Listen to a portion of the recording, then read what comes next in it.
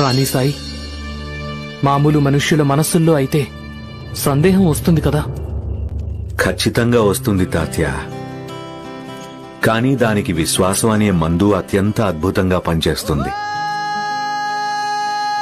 ప్రతి సమస్య మొదట అత్యంత జటిలంగా, దుర్లభంగా అనిపిస్తుంది. ఒకవేళ మనసులో నమ్మకం, సహనం ఉంటే అప్పుడు అన్ని సమస్యలకి పరిష్కారం దొరుకుతుంది.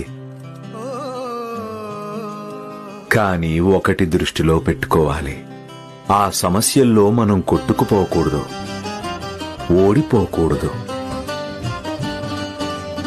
ఈ విశ్వాసం ఉండాలి. భగవంతుడి సన్నిధిలో ఆలస్యం అవ్వచ్చు, కాని చీకటుండదు అని. మనిషి గురించి మనిషి చెడుగా ఆలోచించొచ్చు, చెడు చెయ్యొచ్చు కూడా. కాని రామయ్య సంకేతం ఏదైనా, ఆయన రచన ఏదైనా ఎల్లప్పుడూ మంచి చేయటానికే ఉంటాయి.